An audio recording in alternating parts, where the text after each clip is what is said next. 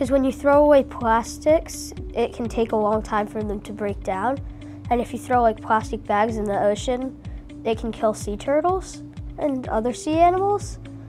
And when you recycle them, they can be broken down into other plastic products and remade.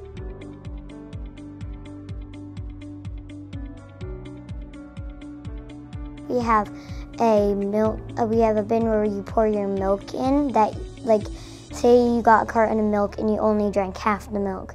You don't want to just like throw the milk into the trash, because then the janitor has to pick up the bag and it sprays everywhere. So you pour it into the bin, and then you take your empty milk cup, and that goes in the recycling, which is the next bin. And the recycling, you recycle milk cartons, plastics, paper bags if you get the bag lunch, but they can't have any food or any trash in them. And then after that, there's the trash bin, where you will put plastic bags, styrofoam cups if you got soup, and all different things that you would normally put in the trash at home. And then you have the composting bin, where you put all the food that you didn't eat. You put that in that bin, and then there's another trash bin after that.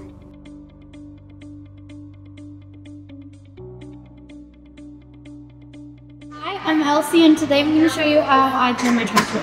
So this apple, I didn't eat it, so I'm going to put it on the share table so that other kids, if they don't have food, they can have something in here.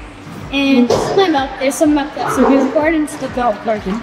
And then I'm going to throw it away, and this poured off the milk. And then this is trash, this is trash, and then this, and this, and then this is compost. So I'm gonna you throw it and then do that, and then all this is gonna go to the pigs, basically.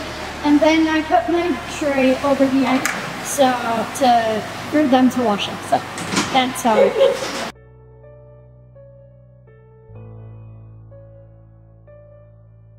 It was a recycling committee way back when, probably 20-ish years ago, and then it kind of went dormant for a little while, and then was recently resurrected in probably around COVID. It was during COVID, so it was probably, our first meetings were remote.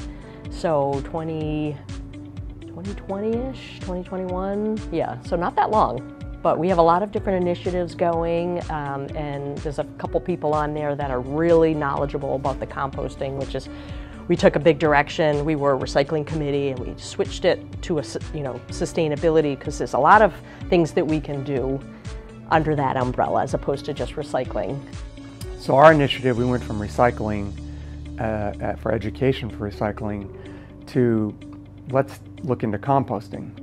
And Caitlin, principal socio, actually came to us and asked us about it and was interested in doing it, and so we kind of picked up the ball from there and started contacting resources. And basically about 30% of landfills are filled up with food waste thrown out, which basically generates methane gas, which is something like, I think, about 80 times more potent than regular carbon in the atmosphere. So for every ton or pound of methane gas you reduce, it's a huge effect on global warming and the environment. So we started working with Caitlin, and she already had some of the food stations set up, and we got in touch with Center for Ecotechnology, and they came to us and said they would basically come on board as like a consultant. And so we started having some meetings, first with Caitlin and myself and Monique, and then started basically giving us some of the nuts and bolts of how to put this thing together. He could provide signing and all that type of stuff. And we started composting about 2 months ago. And initially, Monique and I came down here every day for 2 weeks, because you have to monitor these things constantly. You have to get Gary, the custodian's been great for this. He's really been on board with it.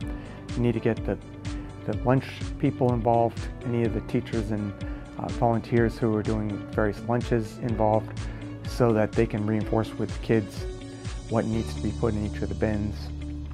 And we started it, and for 2 weeks we monitored it, and at the end of 2 weeks we're pretty comfortable to kind of let it run on autopilot. And we've stopped in from time to time since, including today, and it still looks like it's doing pretty well.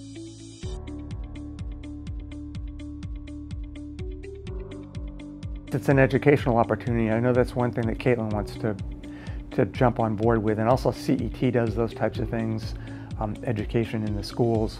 And maybe you can even do a smaller compost bin with worms in school so they understand what's going on. In addition, because we partnered with Blue Vinagro and the pig farm here, they can actually see it's a completely closed system.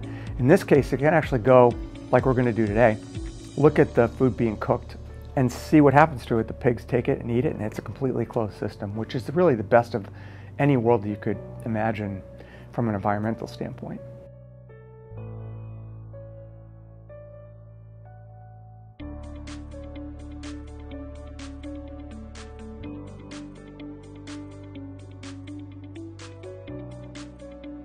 Reduce, reuse, recycle.